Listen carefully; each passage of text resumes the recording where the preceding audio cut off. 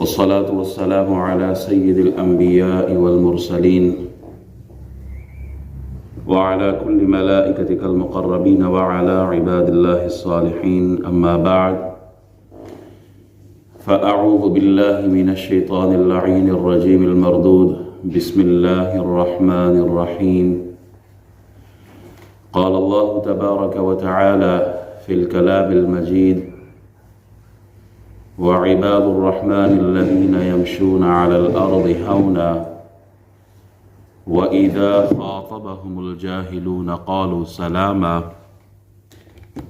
والذين يبيتون لربهم سجدا وقياما والذين يقولون ربنا اصرف عنا عذاب جهنم إن عذابها كان غراما إنها ساءت مستقرا ومقاما والذين إذا أنفقوا لم يسرفوا ولم يقتروا وكان بين ذلك قواما.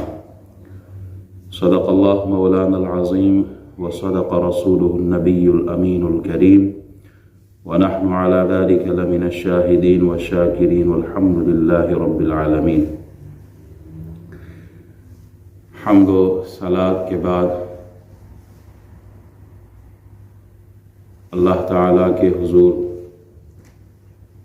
شکر بجا لاتے ہیں کہ اس نے ہمیں عبادت کی توفیق بخشی ہے.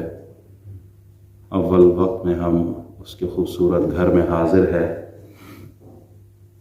اللہ کریم ہمارا مسجد میں آنا، بیٹھنا، سننا، سنانا اپنی پاک بارگاہ میں قبول اور منظور فرمائے. گزشتہ کئی جمعۃ المبارک سے ہم سورہ فرقان کی آخری آیات کے ہم تفسیر میں تقریباً 63 سے لے کے 66 تک ہم تفسیر سن چکے ہیں. اسی تسلسل میں آج اگلی آیت پر گفتگو کروں گا. اللہ مجھے حق بات صحیح انداز میں آپ تک پہنچانے کی توفیق عطا فرمائے. اللہ تبارک و تعالی اپنے خاص بندوں کی صفات بیان فرماتا ہے کہ وہ لوگ جو عباد الرحمن ہیں، اللہ کے بندے، ان کی صفات کیا ہے کہ وہ زمین پر خرامہ خرامہ عاجزی، تواضع، انکساری کے ساتھ چلتے ہیں. کوئی جاہل بد کلامی کرے تو سلام متارکت کہتے ہیں، اور وہ راتوں کو جاگ کر سجدوں میں اور قیام کی حالت میں اللہ کے حضور عبادت بجا لاتے ہیں. اور پھر وہ اللہ سے دعا مانگتے ہیں کیا؟ والذین یقولون ربنا اصرف عنا عذاب جہنم، اللہ ہم سے عذاب جہنم پھیر دے. جہنم کا عذاب، سختی، مشکل، تکلیف ہم سے پھیر دے، کیونکہ وہ بہت بری جگہ ہے. اور اگلی آیت میں عباد الرحمن کی جو صفت بیان کی ہے وہ کیا ہے؟ والذین اذا انفقوا لم یسرفوا ولم یقتروا وکان بین ذلک قواما، کہ وہ خرچ کرتے ہیں تو وہ نہ اسراف کرتے ہیں، یعنی فضول خرچی نہیں کرتے، ولم یقتروا، اور نہ وہ کنجوسی کرتے ہیں. وکان بین ذلک قواما، اور وہ میانہ روی سے، اعتدال کے ساتھ، ماڈریٹ وے میں خرچ کرتے ہیں. اسراف، ان اللہ لا يحب المسرفین، اللہ اسراف کرنے والوں کو پسند نہیں فرماتا. جو اللہ کے راستے میں خرچ کرتے ہیں، اس آیت میں دو چیزوں کا ذکر ہے. ایک تو یہ ہے کہ یہ اللہ کے جو بندے ہیں یہ خرچ کرتے ہیں، لیکن ان کا خرچ کیا ہوتا ہے کہ یہ اسراف نہیں کرتے اور یہ بخل نہیں کرتے، نہ یہ کنجوسی کرتے ہیں، نہ یہ حد سے زیادہ تجاوز کرتے ہیں. حدیث رسول اکرم صلی اللہ علیہ وسلم کی آپ کے سامنے پیش کروں گا. سیدنا ابو ہریرہ رضی اللہ تعالی عنہ سے مروی ہے، فرماتے ہیں کہ رسول اللہ صلی اللہ علیہ وسلم نے ارشاد فرمایا، ہر روز جب کہ بندوں پر صبح طلوع ہوتی ہے تو 2 فرشتے آسمان سے نازل ہوتے ہیں. ایک کہتا ہے اللہم اعطی منفقا خلفا.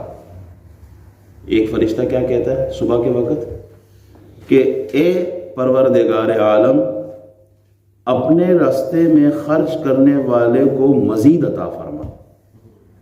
اے اللہ جو تیرے راستے میں خرچ کرتا ہے اسے مزید عطا فرما. Every morning one of the angels he make dua in the court of Allah subhanahu wa ta'ala. He says, oh Allah, the one who spends money in your way for your pleasure to please you just for the sake of Allah, not for any other reason, just for the sake of Allah, when he gives money, then that angel make dua, oh Allah, give him more. Oh Allah, give him more barakah in his rizq, in his wealth. اور دوسرا کیا کہتا ہے؟ دوسرا کہتا ہے اللہم اعطی ممسکن تلفا. اے اللہ بخیل کے مال کو برباد فرما.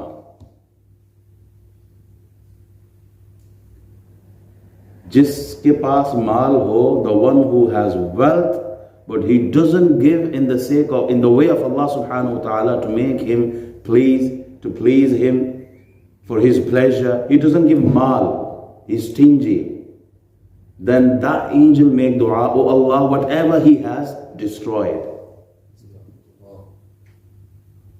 مال ہے دیتا نہیں, فرشتہ کیا دعا کرتا ہے؟ اللہ جو کچھ ہے ختم کر دے, تباہ کر دے.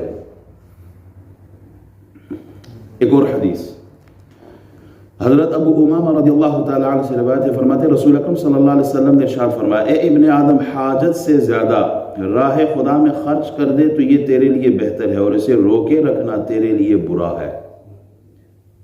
قدر کفایت رکھنے پر تجھے ملامت نہیں ہوگی, اس کا حساب نہ ہوگا. خرچ کرنے میں اپنے اہل و عیال سے ابتدا کر. والید العلیٰ خیر من الید السفلی, یاد رکھ اوپر والا ہاتھ نیچے والے ہاتھ سے بہتر ہے. If you have money, then spend that money on your family, spend that money on your children, spend that money on your parents, brothers and sisters. If Allah blessed you with the mal, if Allah gifted you the mal, then don't be stingy. Spend it for the sake of Allah subhanahu wa ta'ala. You will see that you will get barakah in your mal, in your wealth.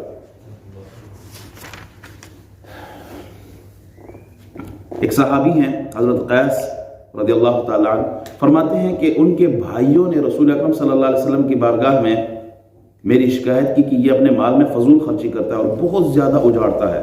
میں نے بارگاہ پیغمبر علیہ السلام میں عرض کیا, یا رسول اللہ, میں کھجوروں سے اپنا حصہ لیتا ہوں, پھر اسے فی سبیل اللہ اور اپنے دوست احباب پر خرچ کرتا ہوں.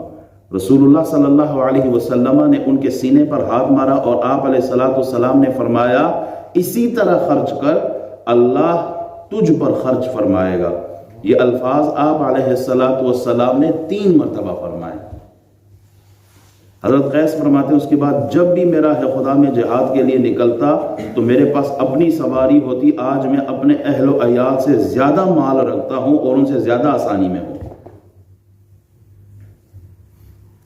تو یہ کتنی بڑی سعادت ہے کہ جو اللہ کے راستے میں مال دیتا ہے, اللہ اس کے مال میں مزید برکت عطا فرماتا ہے. ایک اور روایت, رسول اکرم صلی اللہ علیہ وسلم ارشاد فرماتے ہیں, آدمی کے 3 قسم کے دوست ہیں. 3 different types of friends. ایک وہ دوست جو کہتا ہے میں تیرے قبر میں پہنچنے تک تیرے ساتھ ہوں, یہ انسان ہے. 3 قسم کے دوست, ایک کون سا؟ جس کا ساتھ, whose friendship will be just when you are buried there, then the friendship gone, and that human being. دوسرا وہ جو کہتے ہیں تیرا وہی ہے جو تو نے راہ خدا میں خرچ کیا اور جو بچا کے رکھا وہ تیرا نہیں ہے.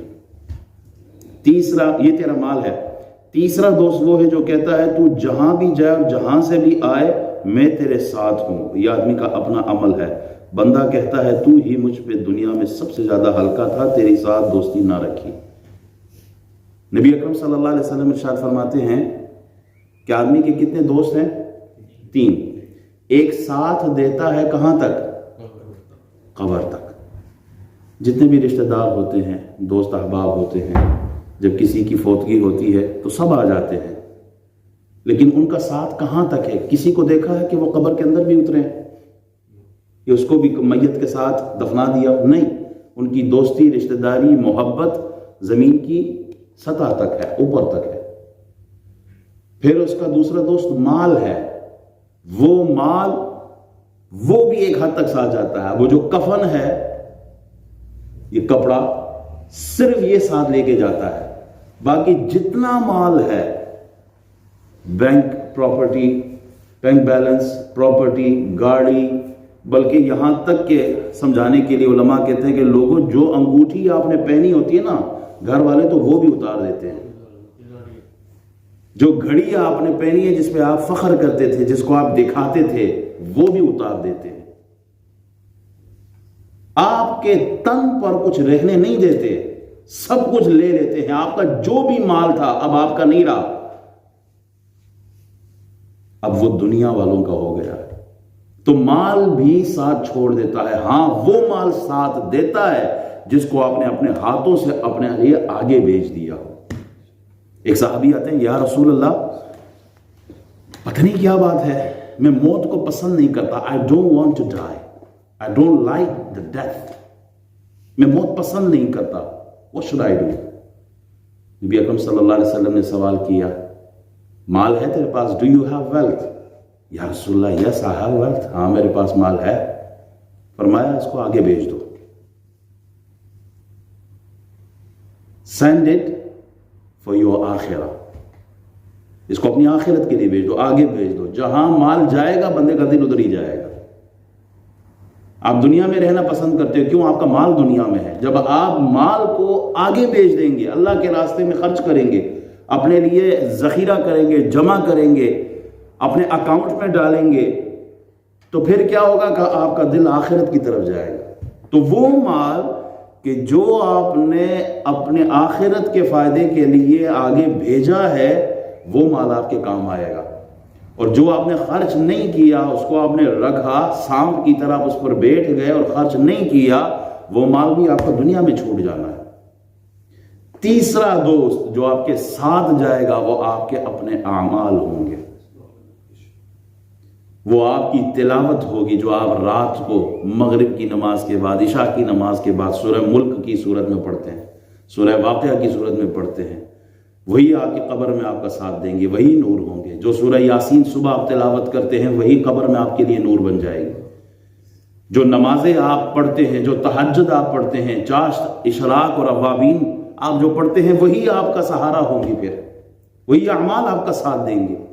لیکن جب آپ نے نہ نماز پڑھی ہو، نہ تلاوت کی ہو، نہ صدقات خیرات دیے ہو، تو عمل آپ کیا لے کے جائیں گے؟ جو قبر میں آپ کے ساتھ ہوں گے. نہ صرف قبر میں بلکہ صبح محشر بھی آپ کے ساتھ ہوں گے. وہ تو یہ 3 قسم کے دوست ہیں. ہر آدمی غور کرے کہ ہم ان 3 دوستوں میں سے سب سے زیادہ ٹائم کس کے ساتھ سپینڈ کرتے ہیں، کس کو زیادہ ٹائم دیتے ہیں، کس کے ساتھ اپنا وقت ہم کیش کرتے ہیں. یہ سانسیں جو ہیں یہ ہماری آ رہی ہیں، جا رہی ہیں. ان سانسوں کے بدلے میں ہم لے کیا رہے ہیں؟ مال تو ہم ہر وقت کماتے ہیں. یہ غور کریں کہ وہ مال میرے کام بھی آئے گا یا دنیا میں ترکے کی صورت میں وارثوں کو مل جائے گا. اللہ ہمیں سمجھنے کی توفیق عطا فرمائے. پھر ایک اور حدیث، حضرت سیدہ اسماء بنت ابو بکر رضی اللہ تعالی عنہما سے روایت فرماتی ہے، مجھ سے رسول اللہ صلی اللہ علیہ وسلم نے فرمایا، راہ خدا میں خرچ کرتی چلی جاؤ، باندھ کر نہ رکھو ورنہ تم پر بھی روزی باندھ دی جائے گی. اور ایک دوسری روایت میں یوں ہے کہ خرچ کرتی رہو اور گن گن کر نہ رکھو ورنہ اللہ بھی تمہیں گن گن کر دے گا، اور محفوظ کر کے نہ رکھو ورنہ اللہ اپنا رزق تم سے محفوظ کر لے گا. حضرت بلال رضی اللہ تعالیٰ عنہ سے روایت فرماتے ہیں، نبی اکرم صلی اللہ علیہ وسلم نے مجھے ارشاد فرمایا، یا بلال، حالت فقیری میں دنیا سے جانا، دولت مند ہو کر فوت نہ ہونا. میں نے عرض کیا، یا رسول اللہ میں یہ کیسے کروں گا؟ فرمایا، جو رزق ملے وہ جمع نہ کر کے رکھ، چھوڑو اور جو تم سے مانگا جائے اسے روکو نہیں۔ پھر میں نے گزارش کی یہ مجھ سے کیسے ہوگا؟ آپ علیہ السلام نے فرمایا ایسے ہی کرنا ہوگا، پھر آگ ہے۔ حضرت بلال رضی اللہ تعالی عنہ فقیری کی حالت میں اللہ سے ملے، مالدار ہو کر فوت نہیں ہوئے۔ اللہ غنی، اللہ غنی۔ ایک اور حدیث سناتا ہوں۔ حضرت ابن مسعود رضی اللہ تعالیٰ عنہ سے روایت ہے، فرماتے ہیں رسول اکرم صلی اللہ علیہ وسلم نے فرمایا اللہ تعالیٰ نے اپنے بندوں میں سے دو کو ان کے مرنے کے بعد زندہ فرمایا جنہیں اس نے مال اور اولاد بکثرت عطا فرمائے تھے۔ ان میں سے ایک سے فرمایا اے فلاں بن فلاں، اس نے عرض کیا حاضر ہوں میرے پروردگار، میں حاضر ہوں۔ فرمایا کیا میں نے تجھے مال اور اولاد کثرت سے عطا نہیں فرمائے تھے؟ عرض کیا کیوں نہیں میرے پالنے والے، یہ سب مجھے دیا گیا تھا۔ اللہ نے فرمایا پھر میں نے جو کچھ تجھے عطا فرمایا تھا تو نے اس میں کیا عمل کیا؟ تیرے پاس مال بھی تھی اولاد بھی تھی، یہ بتا تو نے کیا کیا؟ اس نے عرض کی غربت کے ڈر سے اولاد کے لیے چھوڑ آیا ہوں، خرچ نہیں کیا۔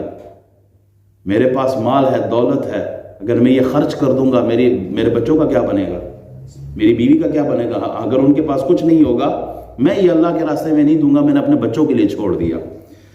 فرمایا اگر تو حقیقت جان لیتا تو بہت کم ہنستا اور بہت زیادہ روتا۔ خبردار ہو جا کہ جس غربت کا تو اپنی اولاد پر خوف کھاتا تھا اور اس خوف سے مال جمع کر کے رکھتا تھا، خرچ نہیں کرتا تھا، وہ میں نے ان پر نازل فرما دیے، وہ غریب ہو چکے ہیں۔ آدمی مر گیا، دنیا سے چلا گیا، اسے اٹھایا، پوچھا تجھے مال اور دولت دی تھی کیا کیا؟ کہتا اللہ میں نے مال تو خرچ ہی نہیں کیا، اس لیے میں ڈرتا تھا کہ میں مال خرچ کر دوں بیوی بچوں کا کیا ہوگا۔ فرمایا جو تو ڈرتا تھا نا، تو نے ان پر نظر رکھی، مجھ پہ کوئی نظر نہیں رکھی۔ دینے والی ذات کس کی ہے؟ اللہ کی ذات ہے۔ تو نے مجھے چھوڑ کے خوف رکھا کہ مال اگر میں نے اللہ کے راستے میں دے دیا ان کا کیا بنے گا؟ یاد رکھ ان پہ وہ نازل ہو چکا ہے، وہ غریب ہو ہی چکے ہیں۔ اگرچہ تو نے مال دولت چھوڑا لیکن انہیں غربت سے نہیں بچا سکا۔ پھر دوسرے بندے سے ارشاد فرمایا اے فلاں بن فلاں، اس نے عرض کیا حاضر ہوں میرے مولا کیا حکم ہے؟ فرمایا کیا میں نے تجھے مال اور دولت کی کثرت نہ دی تھی؟ اس نے کیا عرض کی بے شک میرے پروردگار۔ اللہ نے فرمایا تو نے میرے عطا کردہ مال اور اولاد کو کس طرح استعمال کیا؟ اس بندے نے عرض کی تیری فرما برداری میں مال خرچ کیا اور اپنی اولاد کے لیے اپنے بعد تیرے حسن کرم پر بھروسہ کیا۔ اللہ نے فرمایا اگر تو حقیقت کو جان جائے تو بہت ہنسے، خوش ہو جائے اور بہت کم روئے۔ تجھے معلوم ہونا چاہیے کہ تو نے جس حسن کرم کا مجھ پر بھروسہ کیا وہ میں نے ان تیرے بچوں پر نازل فرما دی۔ امی کہتا ہے مالک یہ بھی تیرے دیے ہوئے ہیں، یہ مال بھی تیرا دیا ہوا ہے، مال کو میں تیری رضا کے لیے تیرے راستے میں خرچ کرتا ہوں، بچوں کو تیرے حوالے کرتا ہوں۔ اب ہوا کیا اس کے ساتھ؟ کہا تو نے مجھ پہ حسن ظن رکھا، اچھی سوچ رکھی، اچھی نیت کے ساتھ تو نے مال تقسیم کیا، میں نے وہی کیا جو تیری سوچ تھی۔ تیرے بچوں پر غربت نہیں آئی، اللہ نے بہت کچھ دیا ان کو۔ احباب یہ جو ہم ابھی پڑھ رہے تھے حدیث سے، خلاصہ اس کا یہی ہے، جو آیت آج ہم نے ڈسکس کرنی ہے وہ عباد الرحمن کی صفت ہے، اللہ والوں کی صفت ہے۔ وہ صفت کیا ہے کہ یہ اللہ والے ایسے ہیں جب یہ خرچ کرتے ہیں تو نہ اسراف کرتے ہیں اور نہ یہ بخل کرتے ہیں، یہ ماڈریٹ رہتے ہیں، درمیانے راستے پر اعتدال کے ساتھ، میانہ روی کے ساتھ۔ اسراف کیا ہے؟ اسراف علامہ راغب اصفہانی رحمۃ اللہ علیہ فرماتے ہیں کہ ہر وہ کام جس میں انسان حد سے تجاوز کر جائے وہ اسراف ہے۔ حد سے تجاوز کر جائے وہ کیا ہے؟ اسراف۔ جیسے ایک مثال سے سمجھاتا ہوں، قوم لوط شہوت میں اسراف کر گئی، حد سے تجاوز کر گئے، اللہ نے فرمایا اسراف والے لنرسل علیہم حجارۃ من طین مسومۃ عند ربک للمسرفین۔ مسرفین پتھروں کی بارش ہوئی ان لوگوں پر، کیوں؟ وہ حد سے تجاوز کر گئے۔ اسراف کو کئی معنی میں علماء نے بیان کیا ہے۔ اسراف ناجائز کام میں ایک پائی بھی لگا دے تو یہ بھی اسراف ہے۔ ناجائز کام میں ضروری نہیں ہے کہ آپ لاکھوں لگائیں گے تو پتہ چلے گا آپ نے اسراف کیا، نہیں، ناجائز کام میں ایک پائی بھی لگائیں گے تو اسراف کی کیٹیگری میں آ جاتا ہے، گناہ کے کام میں لگائیں گے تو اسراف کی کیٹیگری میں آ جاتا ہے۔ تو کسی نے کہا جی عطا اللہ عیسیٰ خان خیلوی آیا ہے، لوگ ٹکٹ لے رہے ہیں، بڑا پیسہ کما رہے ہیں، بڑا پیسہ دے رہے ہیں، تو مولوی صاحب اگر انہی پیسوں میں سے کوئی اللہ کے راستے میں خرچ کرے تو کیسا ہوگا؟ سبحان اللہ، میں تھوڑی نیت قربان جاؤں۔ عطا اللہ عیسیٰ خان خیری نعتیں پڑھے گا، کوئی گانے والا ہے، گانے گائے گا، اس پہ 1 پاؤنڈ بھی خرچ کرنا گناہ کے کام میں، یہ بھی اسی کیٹیگری میں آتا ہے۔ وَلَا تُبَذِّرْ تَبْذِيرًا، یہ قرآن مجید کی آیت ہے۔ مال اس طرح نہ خرچ کیا کرو۔ ان المبذرین کانوا اخوان الشیاطین، ان المبذرین کانوا اخوان الشیاطین۔ تبذیر یہی ہے کہ گناہ کے معاملے میں مال خرچ کرے، یہ شیطان کے بھائی کہا گیا ہے۔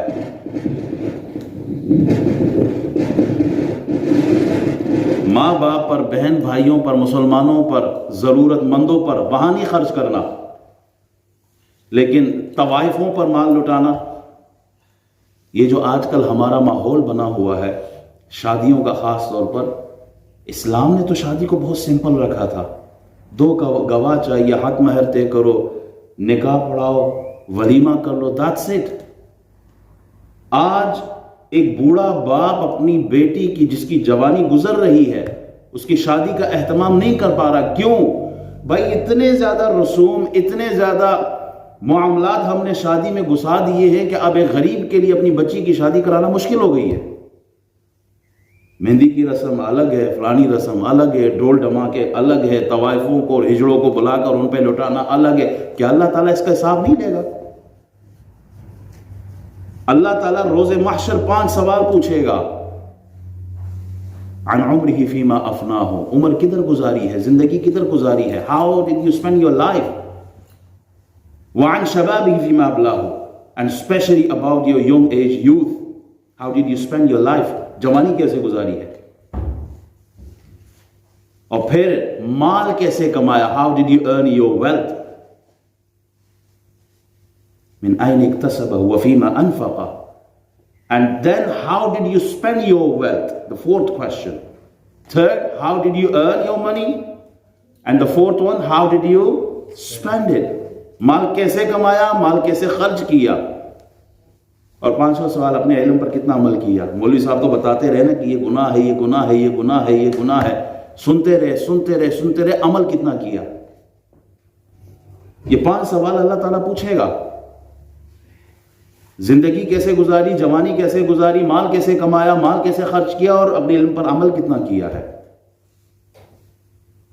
ماں، بہن، بیٹی گھر میں بیمار پڑی ہے، ان پر خرچ نہیں کرنا، لیکن سگریٹ کے لیے، نشے کے لیے، ڈرگز کے لیے، شراب کے لیے ہمارے پاس مال بے تحاشا ہے۔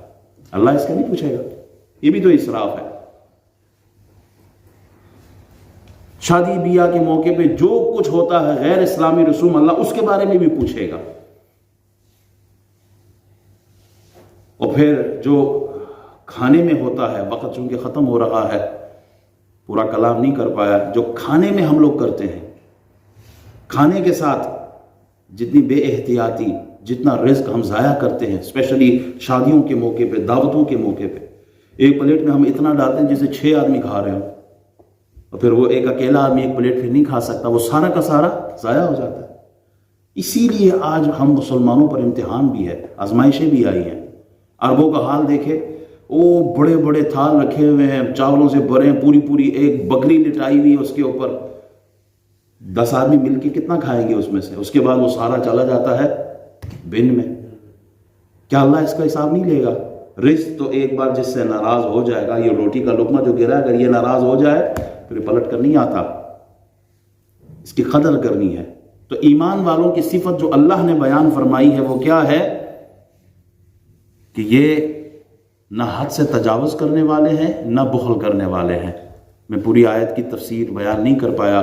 اللہ تعالیٰ جو ہمیں سننے کو ملا، پہلے مجھے خود عمل کی توفیق عطا فرمائے۔ مال اگر آپ کے پاس ہے، as a brother, as a امام مشورہ دے رہا ہوں، زندگی کا کوئی نہیں پتہ نہیں اگلی سانس ہمیں ملے نہ ملے، تو جو کچھ ہے بجائے اس کا آپ حساب دیں کہ مال کدھر گیا، آپ اللہ کے راستے میں ضرور دیا کریں. 2 فرشتے میں نے جیسے حدیث بیان کی صبح کے وقت آپ کے لیے دعا کرتے ہیں. ضرور اللہ کے راستے میں دیا کریں. جس مسجد میں آپ آتے ہیں اس مسجد میں دیا کریں، اس کا بھی آپ پر حق ہے. آپ کے گاؤں میں، آپ کے محلے میں، خاندان میں. ہم یہاں بیٹھے ہیں، پاکستان بڑے غربت ہے، ہندوستان میں بڑی غربت ہے. اپنے لوگوں میں دیکھیں کہ ہمارے گاؤں میں، ہمارے خاندان میں کون ہے غریب، اس کو آپ دیں، اللہ آپ سے راضی ہوگا اور پھر اس کا آپ کو ڈبل ثواب ہوگا.